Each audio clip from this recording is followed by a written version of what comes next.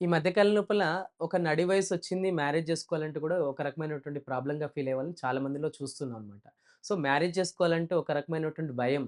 ఎంతమంది మ్యారేజ్ జేసుకో అన్నా గాని మ్యారేజ్ జేసుకోవాలంటే ఎవరికీ చెప్పుకోలేనటువంటి ఇబ్బందిలో చూసినట్లయితే ప్రీమెచ్యూర్ ఎజాక్యులేషన్‌తో సఫర్ అయ్యే వాళ్ళని చాలా మందిని చూస్తుంటాం. అంటే ఇంట్లో వాళ్ళకి చెప్పుకోవాలన్న భయమే, బయట ఫ్రెండ్స్‌తో చెప్పాలన్న భయమే, ఎవరితో చెప్పుకోవాలన్నా గాని ఒక రకమైనటువంటి భయం. ఏమవుతుంది మ్యారేజ్ జేసుకుంటే రేపు మార్నింగ్ అంటే ఇప్పుడు మనం మ్యారేజ్ జేసుకుంటే నెక్స్ట్ ఫర్దర్‌గా మన లైఫ్ ఎలా ఉందని జెప్పేసి చాలామంది ఒక రకమైనటువంటి భయంతో, ఆందోళనతో ఒక రకమైన డిప్రెషన్‌లో ఉండేవాళ్ళని మనం చాలా మందిని చూస్తున్నాం అనమాట. సో, ఈ ప్రాబ్లమ్ ఏందంటే ప్రీమెచ్యూర్ ఎజాక్యులేషన్ అని జెప్పేసి చెప్తుంటాం అనమాట. ప్రీమెచ్యూర్ ఎజాక్యులేషన్స్ అనేంటి ఏంటంటే ఆహ్, కోరికలుంటాయి. సెక్స్ చేయాలనేటువంటి కోరికలున్నప్పటికి కూడా అంగస్తంభన అంటే ఇమ్మీడియేట్‌లీ ఇంటర్‌కోర్స్ చేయాలనుకున్నప్పుడు ఇమ్మీడియేట్‌లీ స్పెర్మ్ అనేది బయటికి రావడమే ప్రీమెచ్యూర్ ఎజాక్యులేషన్ అని చెప్పి చెప్తుంటాం అనమాట. చాలా మంది కేసెస్ ఈ మధ్య పెరిగిపోయినాయి. సో, మ్యారేజ్ అయిన నెక్స్ట్ డేనే మన దగ్గరికొచ్చిన పేషెంట్స్ కూడా చాలా మందున్నారనమాట. ప్రీమెచ్యూర్ ఎజాక్యులేషన్ ప్రాబ్లమ్ తోటి. సో, ఈ ప్రీమెచ్యూర్ ఎజాక్యులేషన్స్ ఎందుకొస్తాయి? దీనికి గల కారణాలేంటి అనంటే, అయితే దీని లోపల 2 రకాలు చూస్తాం. ప్రైమరీ అండ్ సెకండరీ అని చెప్పేసి చెప్తుంటారన్నమాట. ప్రైమరీలో చూస్తున్నట్లయితే అది మొదటి నుండి వాళ్ళ లోపల ఉన్నటువంటి హార్మోన్ ఇంబాలెన్స్ వల్ల కావచ్చు. వాళ్ళు ఉన్నటువంటి హార్మోన్‌లో ఎస్పెషల్లీ టెస్టోస్టెరాన్ లెవెల్స్ కావచ్చు. ఈ హార్మోన్స్ పరంగా ప్రాబ్లమ్ ఉండడం వల్ల వాళ్ళకు ఇమ్మీడియేట్‌లీ ఇంటర్‌కోర్స్ చేసిన ఈ వితిన్ మినిట్స్ లోపలనే, వితిన్ సెకండ్స్ లోపలనే వీర్యం అనేది బయటికి రావడం అనేది చూస్తుంటారన్నమాట.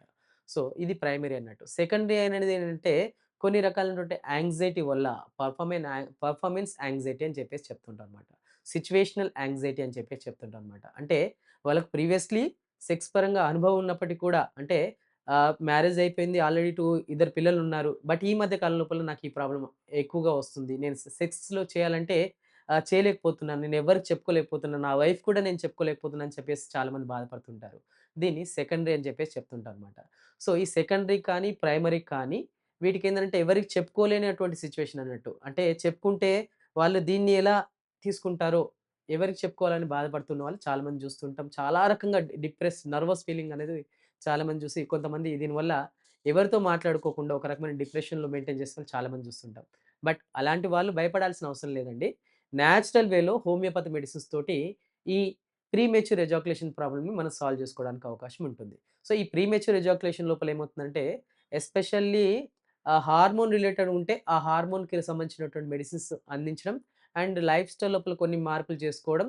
దాంతో పాటు ఆహ్, కొన్ని రకాలైనటువంటి కౌన్సెలింగ్ చేయడం అనేది మనం చేస్తుంటాం అనమాట. ఈ కౌన్సెలింగ్ వల్ల ఏందనంటే వాళ్ళలో ఉన్నటువంటి భయం, ఆందోళన అది మొత్తం గూడా అధిగమించడానికి అవకాశం ఉంటుందనమాట.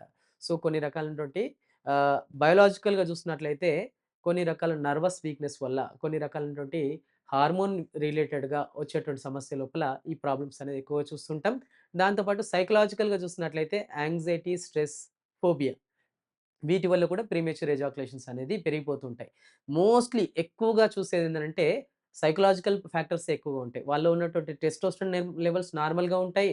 వాళ్ళలో ఉండాల్సినటువంటి కాల్షియం కావచ్చు, విటమిన్ బి12 కావచ్చు, హార్మోన్స్ కావచ్చు అన్నీ నార్మల్‌గా ఉన్నప్పటికి కూడా ఇప్పుడు నేను చేయగలుగుతానా? చేయలేనా?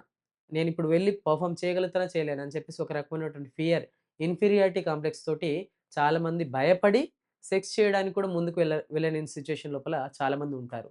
చాలామంది మగవాళ్ళ లోపల ఏందనంటే, ఎక్కువగా చూసేటువంటి సమస్య లోపల ప్రీమెచ్యూర్ ఎజాక్యులేషన్ ప్రాబ్లమ్స్ అనేది ఎక్కువగా చూస్తుంటాం అనమాట.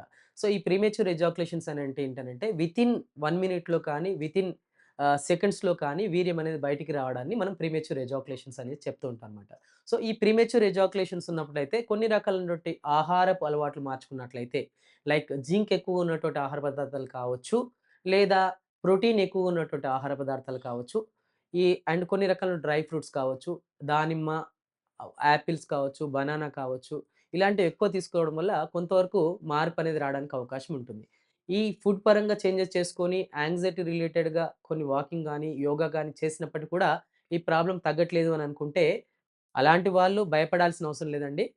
ఖచ్చితంగా మనం చేసేటువంటి కౌన్సెలింగ్ వల్ల కావచ్చు, మనం ఇచ్చేటువంటి హోమియోపతి మెడిసిన్స్ వల్ల ఎస్పెషల్లీ డాక్టర్ కేర్ హోమియోపతి లోపల మనం ఇచ్చేటువంటి మెడిసిన్స్‌తో పాటు మన కౌన్సెలింగ్ కూడా చేయడం జరుగుతుందనమాట. వాటి రిలేటెడ్‌గా మెడిసిన్స్ అందించడం వల్ల ఈ ప్రాబ్లమ్ శాశ్వతంగా నివారించడానికి అవకాశం ఉంటుంది. స్క్రీన్ మీద స్క్రోల్ అవుతున్నటువంటి నంబర్‌కి కాల్ చేసి అపాయింట్‌మెంట్ తీసుకోండి.